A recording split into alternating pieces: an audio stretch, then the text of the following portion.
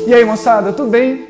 Hoje nós vamos resolver a única questão da prova dissertativa 2021 do Albert Einstein, uma questão bem interessante, bem inteligente, que fala sobre hormônios masculinos e sobre a gametogênese masculina também. Então vamos lá. Aqui nós temos um testículo em corte longitudinal, uma visão lateral. Então olha só, aqui nós temos os túbulos seminíferos, exatamente o local onde há ali a síntese, não é? A produção, a gametogênese, a gênese dos espermatozoides. Aqui nós temos, claro, né, a bolsa escrotal que envolve e tal, nós temos o testículo que está em corte e mais do que isso, nós temos um local de armazenamento que a gente chama de epidídimo. Aqui em detalhes, a cauda do epidídimo, a cabeça do epidídimo, local de armazenamento e, por fim, temos o ducto espermático, não é? Que vai dar continuidade e vai formar o canal deferente onde os espermatozoides irão se unir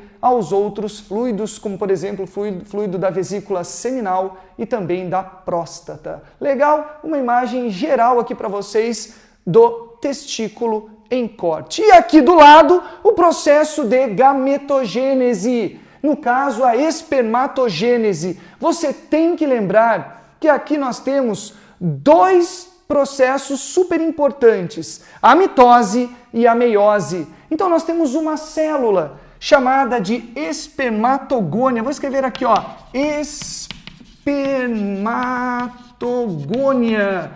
Gônia é uma célula 2N, ok? Uma célula diploide.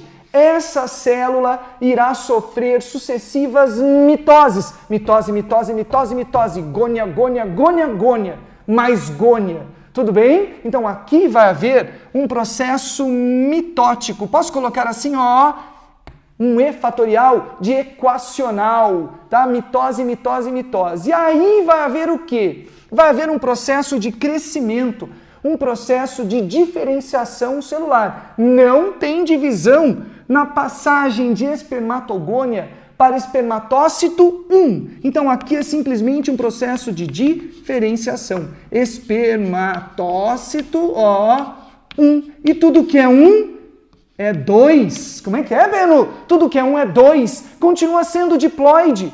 Não houve nenhuma divisão celular. Além, claro, das mitoses aqui para a formação das gônias, mas é uma gônia que irá aumentar o seu volume citoplasmático e irá se diferenciar em espermatócito 1. Então é um processo de diferenciação com aumento de volume sem divisão nesta passagem aqui. Então olha só, aqui nós temos o espermatócito 1 e tudo que é 1 é 2. Tudo que é 1 é 2N. Agora sim teremos uma divisão reducional, o início da meiose. E logo na primeira divisão meiótica vai haver a redução da ploidia. Lembra disso? Com a separação dos cromossomos homólogos duplicados, já vai haver a redução da ploidia. Portanto, de espermatócito 1, vamos ter a formação de espermatócitos, no plural, espermatócitos o quê? 2. E tudo que é 2 é 1. Veja, moçada, já a redução da ploidia. Tudo que é 2 é 1. Isso te ajuda na prova. Tá? Bora, bora, bora. E agora? Agora continue o processo. Continue a meiose. Vamos para a segunda divisão meiótica. A partir de uma célula, 2. A partir de 2, 4 células. Aí você fala, já sei, Benu, isso aqui é espermatozoide? Não é espermatozoide ainda. Não tem cara de espermatozoide. Não é um espermatozoide. É o que então? Tá bom, vou colocar aqui. É um espermátide. Vou pôr no plural. E as espermátides, elas, olha, claro, continuam sendo o quê? Haploides. A partir do final da meiose 1, a gente já tem célula haploide. Agora conclui a meiose, moçada. Portanto, células haploides. Agora sim vai haver um processo chamado de espermiogênese para a formação dos espermatozoides. Aí sim, tudo bem, a gente conclui o processo para a formação de espermatozoides, que são células haploides, isso todo mundo já sabe. Então aqui, gônia, cito 1, cito 2, espermátide, espermatozoide. Gônia, cito 1, cito 2, espermátide, espermatozoide. Tudo que é 1 é 2. Tudo que é 2 é 1. Tá? Então aqui você tem um pouquinho do que vai ser pedido na questão. Bora? Vamos trabalhar? Então vamos lá. Uau! É uma questão sobre pílula anticoncepcional masculina que diz algo mais ou menos assim. Considere a notícia sobre os testes para um anticoncepcional masculino. Pesquisadores testam promissora pílula anticoncepcional masculina. A pílula age inibindo a testosterona. Olha só. Quando usada por homens saudáveis uma vez ao dia por um mês, a pílula anticoncepcional passou em testes de segurança e tolerabilidade. Olha só que notícia super interessante. Vamos ver? Olha só. Aí vamos à pergunta, né? Ele coloca um texto curto, uma introdução ao assunto, e aí vem a questão. Letra A. Na gametogênese masculina, das células localizadas na periferia dos túbulos seminíferos, olha ali a produção de espermatozoides, vírgula, a divisão celular envolvida no processo é a mitose, a meiose ou ambas? Justifique a sua resposta. Então veja, isso é espermatogênese. A espermatogênese aconteceu aqui, dentro dos testículos, mais precisamente junto aos túbulos seminíferos da periferia e, obviamente, a concentração dos espermatozoides mais para o centro desses túbulos, para o centro dos testículos e, claro, o armazenamento no epidídimo. Então veja, o processo é esse que está aqui. Nós temos que dizer na resposta que temos duas divisões celulares envolvidas no processo. A primeira divisão celular é a divisão mitótica, tudo bem? Onde espermatogônias são capazes de formar mais espermatogônias diploides. Agora, vai haver também a meiose, onde a partir dos espermatócitos 1, não é? Veja, tudo que é 1 é 2, muito bem, vai haver o processo meiótico. Meiose 1, meiose 2, até a formação do quê? De células haploides, como as espermátides e, portanto, na sequência, os espermatozoides. Ok? Então você tem que dizer que vai haver a mitose e a meiose. Exatamente proporcionando um número grande de células a partir da mitose e promovendo, é claro, através da meiose, a redução da ploidia e a formação dos gametas, né, masculinos, no caso, os espermatozoides. Eu espero que você tenha relembrado bem. E agora vamos ao item B com o professor Edu Monteiro. Vamos lá. Agora nós vamos analisar os aspectos fisiológicos da reprodução. Mas antes dela, vamos dar uma olhadinha numa coisa aqui. Vamos imaginar, tá, um mecanismo de retroalimentação, um mecanismo de feedback, onde vamos pegar uma glândula hipotética que eu vou chamar de glândula A. A glândula A, estimulada por um motivo que já já você vai entender, ela começa a produzir e liberar na circulação um determinado hormônio que eu vou chamar de hormônio X. O hormônio X, tá, uma trofina, ele tem por função estimular uma outra glândula, chamada glândula B. Estimulada pela trofina X, a glândula B começa a produzir o seu hormônio, que nós vamos chamar de hormônio Y. O hormônio Y, ele vai entrar na circulação e ele vai atingir um local chamado de órgão-alvo, onde ali ele vai normalizar algum aspecto fisiológico do indivíduo. Embora num determinado momento o processo fisiológico esteja normalizado, a pessoa já está em equilíbrio dinâmico, esse hormônio continua a ser liberado. Por quê? Quem o está liberando é a glândula B, que está sendo estimulada pelo hormônio X proveniente da glândula A. Agora, esse hormônio ele vai ser produzido, só que ele não vai ser utilizado. E quando você recebe algo e você não usa, você concorda? Você acumula. Então o que acontece? Esse acúmulo pode virar um excesso. Então o que ocorre? O excesso do hormônio Y, uma vez na circulação, ele vai provocar um processo, veja bem, um processo de inibição da glândula A.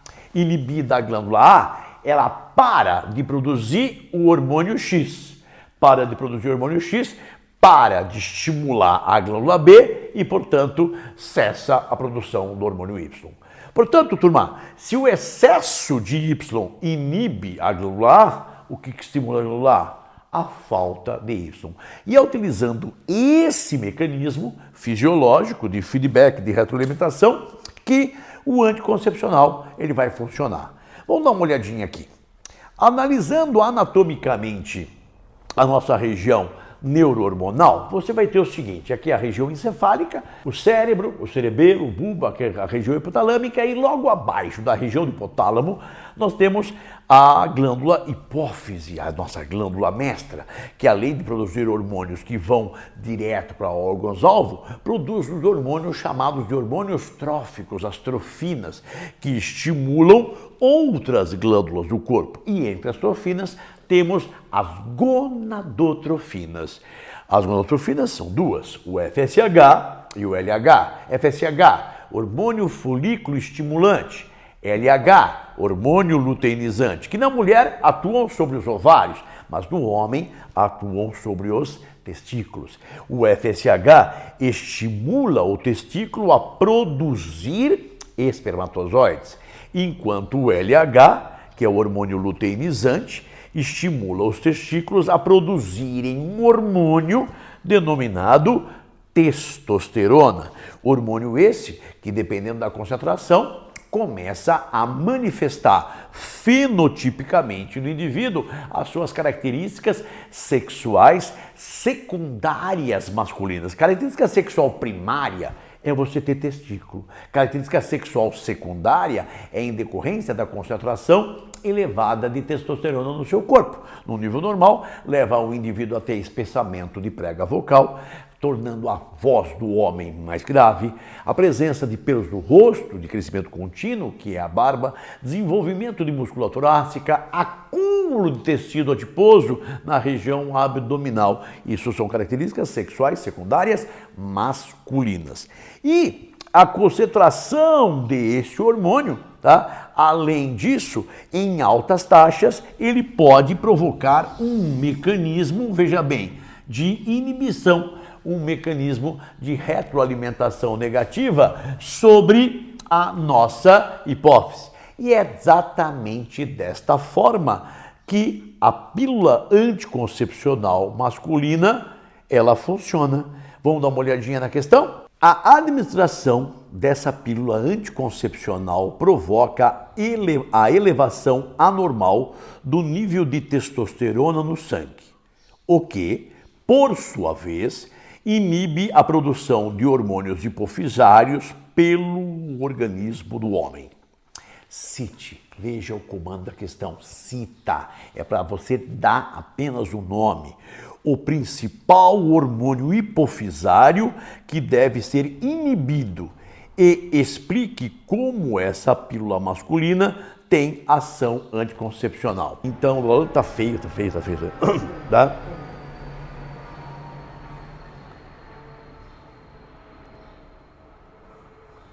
De novo. Beleza. Fazendo a administração diária de testosterona, que é o que ele anunciou na questão, o indivíduo terá um processo de feedback negativo sobre a hipófise. Sem espermatozoides, tá? O indivíduo não consegue ter um processo de fecundação e, consequentemente, ele não terá filhos. Tá horrível, de novo. Tá? Vamos lá. Fala pro aluno uma coisa do que quando fala que ele é um cara estéril, muitos alunos acham que o cara não ejacula. Então você fala assim, ele ejacula, mas zero de espermatozoides, como o Pedro falou, né? Que tem que ter no líquido ejacular. Então, olhando, você pode até falar, não dá para saber. Tem que fazer um teste, inclusive, então o cara vai ser infértil. E aí, não engravida ninguém. Ponto. Tá jóia. Tá. Então vamos lá. Então, fazendo a administração diária, tá, de uma dose diária de testosterona, o nível de testosterona sobe e o excesso deste hormônio acaba acarretando a inibição da hipófise, ou seja, o feedback negativo. Inibida a hipófise, ela para de produzir FSH, que é o hormônio que o examinador solicita, responsável pela produção de espermatozoides dos testículos. Inibida a hipófise, o hormônio FSH não é liberado, não é produzido e nem liberado. E, portanto, não chega no testículo, fazendo com que o indivíduo não consiga produzir espermatozoides. Veja, ele vai ejacular, ele vai ter uma relação sexual normal, mas zero de espermatozoides. E desta forma, ele não conseguirá fecundar ninguém. É dessa forma que esse método anticoncepcional masculino, a pílula do homem, ela vai funcionar.